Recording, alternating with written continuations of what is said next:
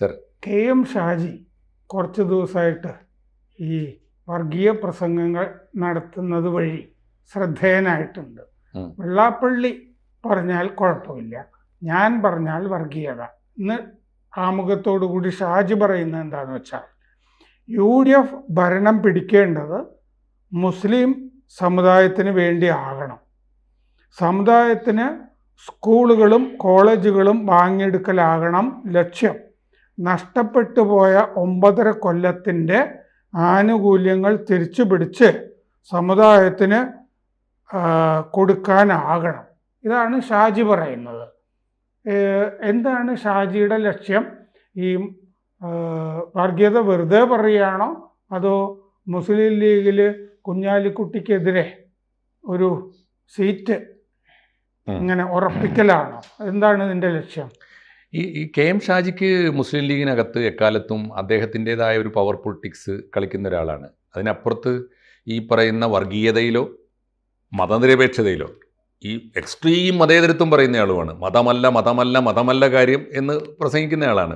മുനീറല്ലേ അങ്ങനെ ചെയ്യാറ്? അല്ല, അത് അല്ല, തീർച്ചയായിട്ടും അല്ല. ഞാൻ പറയുന്നത് പൊതുവേദിയിൽ മുനീർക്കായുടെ ഒരു പ്രത്യേകത, അദ്ദേഹം എല്ലാത്തിനും മിതവാദിയാണ്. പറയുമ്പോൾ പറയുന്നതിനും മിതത്വം ഉണ്ടാവും. ഇതിൻ്റെ ഇടയ്ക്ക് മുനീർ ആയുരാരോഗ്യ സൗഖ്യത്തോടു കൂടി തിരിച്ചു വരട്ടെ. വന്നു ഏതാണ്ട് വന്നു എന്നുള്ളത് സന്തോഷമാണ്. എല്ലാവർക്കും ആശ്വാസമുള്ളൊരു വാർത്തയാണ്. അദ്ദേഹം വലിയ ക്രിട്ടിക്കൽ സ്റ്റേജിലായിരുന്നല്ലോ, തിരിച്ചു വന്നു. അപ്പോൾ KM ഷാജിയുടെ കാര്യം പറഞ്ഞാൽ എനിക്ക് തോന്നിയിട്ടുള്ളത്, ഞാൻ അദ്ദേഹത്തിൻ്റെ പ്രസംഗങ്ങൾ വളരെ സൂക്ഷ്മമായി ശ്രദ്ധിക്കാറുണ്ടല്ലോ, അടുത്തു നിന്നും വളരെ അകലെ നിന്നൊക്കെ കാണാറുണ്ട്. പക്ഷേ അദ്ദേഹം കടുത്ത വർഗീയത പറയുന്നത് നമുക്ക് തോന്നും. അത് അന്നേരത്തൊരു അജണ്ടയാണ്. അല്ലാതെ KM ഷാജിയെ വർഗീയവാദി എന്ന് വിളിക്കുന്നത് അബദ്ധമായിരിക്കും. അതുപോലെ തന്നെയാണ് KM ഷാജി ശുദ്ധ മതേതരവാദിയായിട്ട് ഈ സകല ഇസ്ലാമിക ഫണ്ടമെൻ്റൽസിനും എതിരായിട്ട് സംസാരിക്കും. അതും ആത്മാർത്ഥമായിട്ട് എടുക്കണ്ട. ഷാജി അതാണ്. അപ്പോൾ അത് പ്രത്യേകിച്ച് ഈ പൊളിറ്റിക്സ്, സാറിൻ്റെ ചോദ്യം വളരെ പ്രധാനമാണ്. KM ഷാജി ആരോടാണ് പൊരുതുന്നത് എന്ന് ചോദിച്ചാൽ മുസ്ലിം ലീഗിനകത്ത് തന്നെയുള്ള ഒരു ശക്തമായ ഗ്രൂപ്പിനോടാണ്. വേണമെങ്കിൽ അത് കുഞ്ഞാലിക്കുട്ടിയാണ് എന്നും പറയാം. പക്ഷേ കുഞ്ഞാലിക്കുട്ടിയോട് ഇപ്പോൾ ഷാജിക്ക് നേടാനുള്ളത്, നേടേണ്ടത് ഒരു പരിധി വരെ നേടിയിരിക്കുന്നു. എന്ന് വെച്ചാൽ മുസ്ലിം ലീഗിൻ്റെ സംസ്ഥാന സെക്രട്ടറിമാരിൽ ഒരുപാട് സെക്രട്ടറിമാരുണ്ടെങ്കിൽ പോലും സെക്രട്ടറിമാരിൽ ഒരാളായി ഷാജിക്ക് ഒരു മേൽവിലാസം വന്നിട്ടുണ്ട്. ഞാൻ കേട്ടത് സംസ്ഥാന ജനറൽ സെക്രട്ടറി ആവാൻ തന്നെ ഷാജി ശ്രമം നടത്തിയിരുന്നു എന്നാണ്. തൽക്കാലം അത് വലിയ തലവേദന ഉണ്ടാക്കും എന്നതുകൊണ്ട് കുഞ്ഞാലിക്കുട്ടി വഴങ്ങാതിരുന്നതാണ് എന്ന് വേണം കരുതാൻ. അപ്പോൾ ഇതിൽ ഈ പറയുന്ന കാര്യത്തിൽ ഒന്ന് ആലോചിച്ച് നോക്കൂ സാർ. രഞ്ജിപ്പിലെത്തും. പക്ഷേ എത്തണമെങ്കിൽ ഫൈറ്റ് ചെയ്യണമെന്ന് അവന് ഈ ഷാജിക്ക് അറിയാം. സാറിന് ഓർമ്മയുണ്ടോ, ഈ ഐസ്ക്രീം കേസ് വന്നല്ലോ. ഐസ്ക്രീം കേസ് വന്നപ്പോൾ കുഞ്ഞാലിക്കുട്ടിയെ പാർട്ടി തള്ളിക്കളഞ്ഞു, ജനം തോൽപ്പിച്ച് കളഞ്ഞു. പൂർണ്ണമായും മുസ്ലിം ലീഗിൻ്റെ ഭാരവാഹിത്വത്തിൽ നിന്നൊക്കെ മാറ്റി നിർത്തി. എന്നിട്ട് ഒരു ജനറൽ സെക്രട്ടറിക്ക് പകരം 3 ജനറൽ സെക്രട്ടറിമാരെ നിയമിച്ചൊരു കാലം ഉണ്ടായിരുന്നു, ഓർമ്മയില്ലേ? ആ കാലത്ത് മുസ്ലിം ലീഗ് മുഴുവനായിട്ട് കുഞ്ഞാലിക്കുട്ടിക്ക് എതിരായി നിൽക്കുമ്പോഴും ഷാജി കുഞ്ഞാലിക്കുട്ടിയുടെ പാർട്ട്ണറായിട്ട് മാറി. ആ കച്ചവടം വളരെ ബാന്ധവനാണ്. അതെ, ആബൽ ബാന്ധവനാണ്. അതിൻ്റെ ഗുണം കിട്ടി. ഐസ്ക്രീം കേസിലെ മുഖ്യപ്രതി ഇൻവെസ്റ്റ് ചെയ്ത സ്വർണ്ണക്കച്ചവടത്തിൽ, വയനാട്ടിലെ സ്വർണ്ണക്കച്ചവടത്തിൽ, ഷാജിയുടെ നാട്ടിൽ തുടങ്ങിയ വലിയ ജ്വല്ലറിയിൽ വർക്കിംഗ് പാർട്ട്ണറായി ഷാജി വന്നു എന്ന് പറഞ്ഞാൽ അതിൻ്റെ വലിയ നേട്ടം ഉണ്ടായി അദ്ദേഹത്തിന്. അപ്പോൾ അത് അദ്ദേഹത്തിന് അറിയാം ഓരോരോ സമയത്ത് എങ്ങനെയാണ് ഫൈറ്റ് ചെയ്ത് നേടേണ്ടത്. ഇപ്പോൾ ഉദ്ദേശം വളരെ സിമ്പിളാണ്, വളരെ കൃത്യമായിരിക്കും. മലപ്പുറം ജില്ലയിലോ സേഫ് ആയിട്ടുള്ളൊരു സീറ്റിൽ നിന്ന് മത്സരിക്കണം. UDF വന്നാൽ ഉണ്ടല്ലോ, UDF വന്നാൽ ചെറുപ്പക്കാരൻ്റെ കോട്ടയിലൊരു മന്ത്രി പദവി നേടിയെടുക്കണം തുടങ്ങിയ ഗ്ലാമറാണ്, തുടങ്ങിയ ആവശ്യങ്ങളാവും ഉണ്ടാവുക. മാത്രമല്ല ഇപ്പോൾ മുസ്ലിം ലീഗിൽ UDF അധികാരത്തിൽ വരേണ്ടത് മുസ്ലിം ലീഗിന് വേണ്ടി ആകണം എന്നാണല്ലോ ഈ പറഞ്ഞിരിക്കുന്നത്. എന്തൊരു അതിന് വേറെ അർത്ഥമുണ്ടല്ലോ. ഉണ്ട്. മുഖ്യമന്ത്രി സ്ഥാനം വേണം. മുഖ്യമന്ത്രിയായിട്ട് കുഞ്ഞാപ്പ വരികയാണെങ്കിൽ കൂട്ടത്തിൽ എനിക്ക് മന്ത്രിയായാൽ കൊള്ളാം എന്നൊക്കെ നമുക്ക് വേണമെങ്കിൽ അല്ല, അങ്ങനെയൊക്കെ സ്വപ്നം കാണാം. പക്ഷേ അത് ഒരിക്കൽ മാത്രം ഏതാനും മാസങ്ങൾ, അല്ലേ, CH മുഹമ്മദ് കോയ മുഖ്യമന്ത്രിയായ ഒരു സ്ഥിതി ഒന്ന് ആലോചിച്ച് നോക്കൂ. അത് അന്നത്തെ ഒരു രാഷ്ട്രീയ പ്രതിസന്ധിയുടെ ഫലമല്ലേ ഒന്ന്. രണ്ടാമത് CH മുഹമ്മദ് കോയയെ പോലെ വലിയ കാലിബറുള്ള, വലിയ സ്റ്റേച്ചറുള്ള ഒരാൾ, എല്ലാവർക്കും താരതമ്യേന സ്വീകാര്യനായ ഒരാൾ വന്നതിൻ്റെയൊക്കെ ഫലമല്ലേ. അങ്ങനെ ഒരു പൊതു സ്വീകാര്യം, വളരെ കുറച്ച് കാലത്തേക്കുള്ള ഒരു ക്രൈസിസ് മാനേജ്മെൻ്റ് ആയിരുന്നല്ലോ അത്. അങ്ങനെ ഒന്ന് വന്നതുകൊണ്ട് കേരളത്തിന് നഷ്ടമൊന്നും ഉണ്ടായിട്ടില്ല. മാത്രമല്ല അങ്ങനെ വന്നതുകൊണ്ട് പിന്നീട് അവർക്ക് വലിയ ആലോചനകൾക്കും പ്ലാനിങ്ങിനും ആസൂത്രണത്തിനും മുന്നണി രൂപീകരണത്തിനും ഒക്കെ സമയം കിട്ടുകയും ചെയ്തു. ആ ഒരു ക്രൈസിസിൽ വന്നതാണ്. പിന്നെ ഇപ്പോൾ അങ്ങനൊരു ചാൻസ് വന്നാൽ തന്നെ CH മുഹമ്മദ് കോയയുടെ സ്വീകാര്യത കുഞ്ഞാലിക്കുട്ടിക്കുണ്ടോ?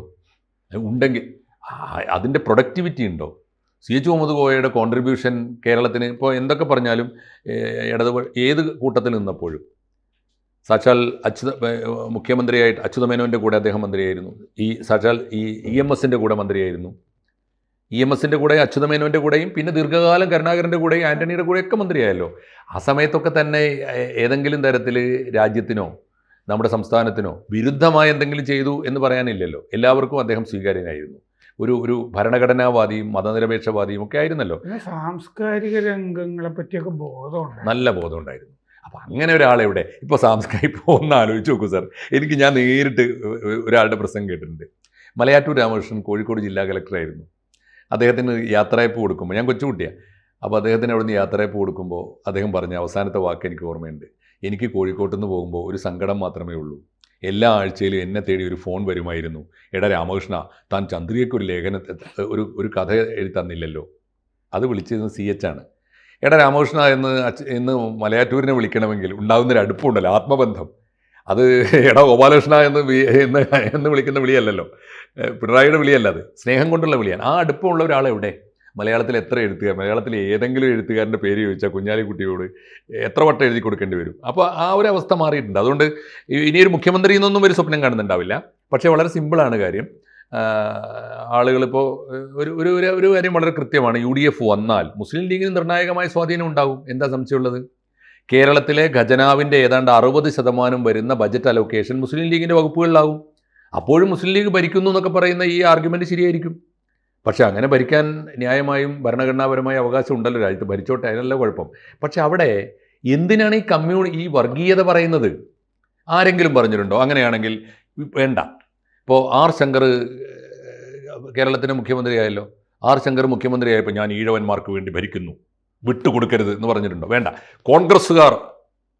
കോൺഗ്രസ്സുകാർക്ക് വേണ്ടിയാണ് ഭരിക്കുന്നതെന്ന് പറഞ്ഞിട്ടില്ലല്ലോ. ശങ്കറിനും സാംസ്കാരികമായ ഉന്നമനവും ഉണ്ടായിരുന്നു. ആ ദൗത്യം വലിയൊരു കാര്യമല്ലേ അത്? കവിതകളൊക്കെ ഇങ്ങനെ അതാണ് ഈ സാംസ്കാരികമായ ബോധം എന്ന് പറയുന്നത് വലിയൊരു സംഗതിയാണ് സാർ.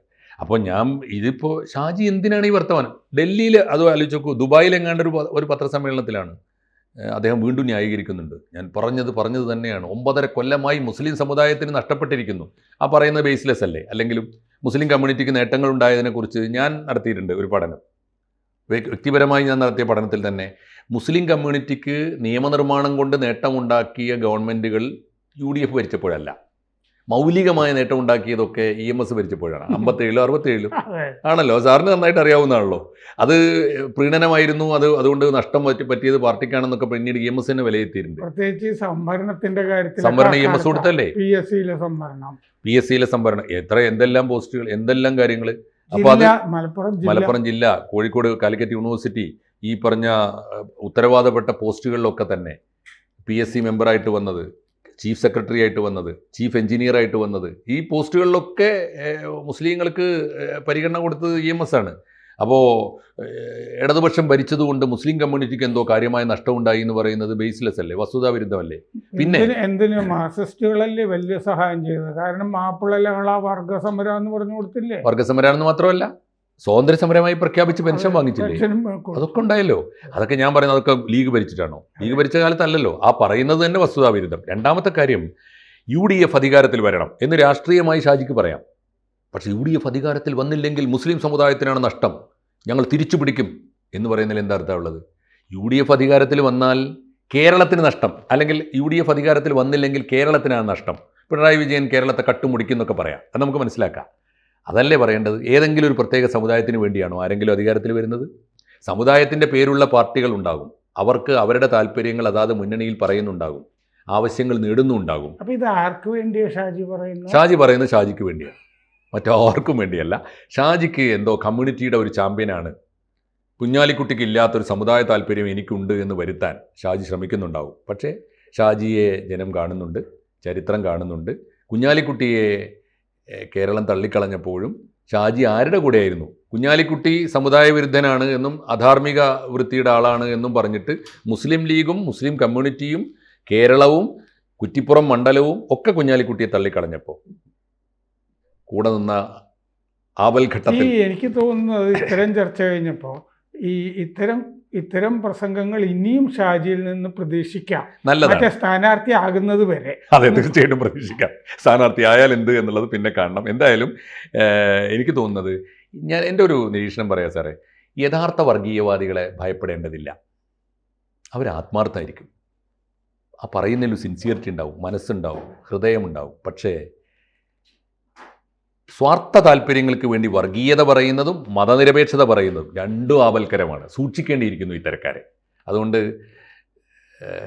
കുഞ്ഞാലിക്കുട്ടിയെ അല്ല, അല്ലെങ്കിൽ അത്തരക്കാരെ അല്ല, അബ്ദുൽ നാസർ മദനിയെ അല്ല, ഇത്തരം ശക്തികളെയാണ്. അവസരവാദം പോലെ തൻകാര്യം നേടാൻ വർഗീയതയും മതനിരപേക്ഷതയും മാറി മാറി അണിയുന്നവരുണ്ടല്ലോ, അവരെ സൂക്ഷിക്കുക എന്നൊരു സന്ദേശമാണ് ഷാജി കേരളത്തിൽ നൽകുന്നത്. കൂടുതൽ വാർത്തകളും വിശേഷങ്ങളും നിങ്ങളിലേക്ക് എത്താൻ ABC മലയാളം സബ്സ്ക്രൈബ് ചെയ്യുക, ബെൽ ബട്ടണും അമർത്തുക.